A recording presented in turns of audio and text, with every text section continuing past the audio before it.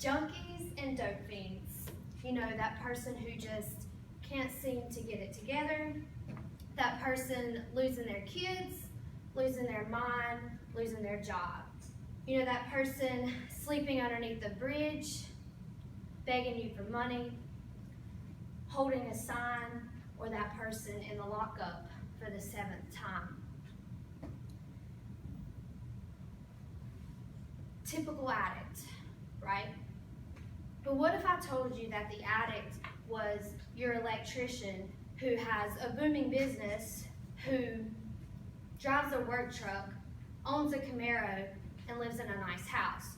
What if I told you that the addict was the varsity cheerleader, vice president of student council, member of the beta club, and the girl on A honor roll, you know, the good girl?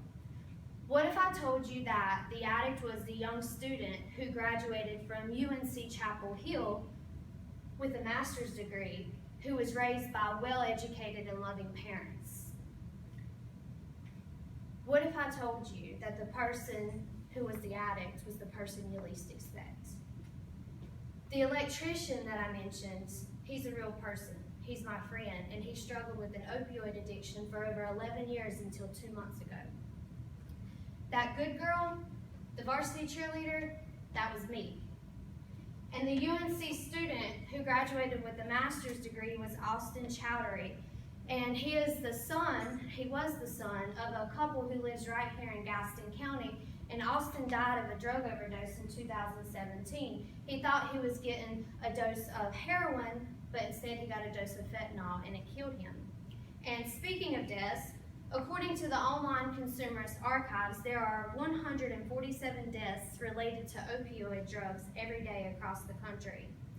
Imagine 9/11 attacks happening every 3 weeks, or a full jetliner crash happening every 3 days.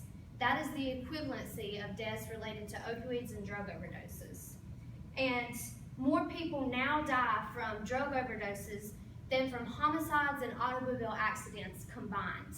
And according to the National Institute on Drug Abuse, there was estimated 72,000 deaths from drug overdoses in 2017. And to switch gears for a moment, I want to talk about addiction and choice. Society in general not only has the misconception of what an addict may look like or who an addict is, but there's also the misconception that the addict can control their using. When I first started using drugs, it was a choice. But after that, it wasn't. When I first picked up that drug, I chose to pick up that drug, but somewhere along the lines, I lost that choice. There were so many times that I said, I'm never doing this again. And I meant it with every fiber of my being, but I found myself doing it again. I found that no matter how hard I tried, I could not control my using. Narcotics Anonymous has a book published, and it's called The Basic Text. It was written by addicts for addicts, and it reads, "The inability to stop using, even with the most sincere desire, is what we mean when we say we have absolutely no choice." So why did I have no choice? Well, because I was enslaved. Dictionary.com defines the word addiction as the state of being enslaved to a habit or practice or to something that is psychologically or physically habit-forming. Google defines the word enslave as to cause someone to lose their freedom of choice or action. So basically, once addicted, the addict loses their freedom of choice. So why is this? Well, this is because addiction, or the use of drugs, literally changes the brain.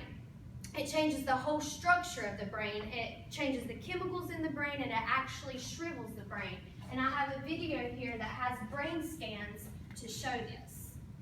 Okay. On the screen.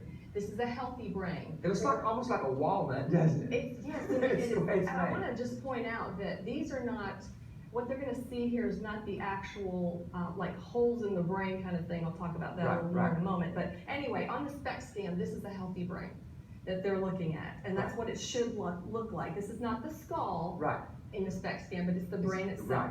Okay, now here's an image of a meth addict. This is a good example.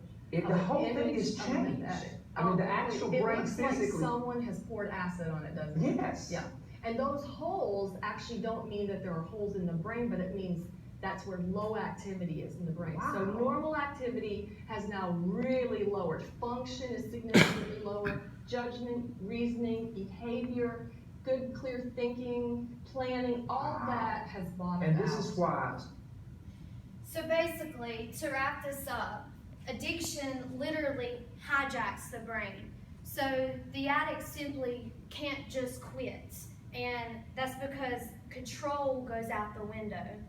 And anyone can be suffering from addiction. And there are thousands every day dying from addiction. Hopefully today I've shared with you a little bit of insight surrounding the topic of addiction. Thanks.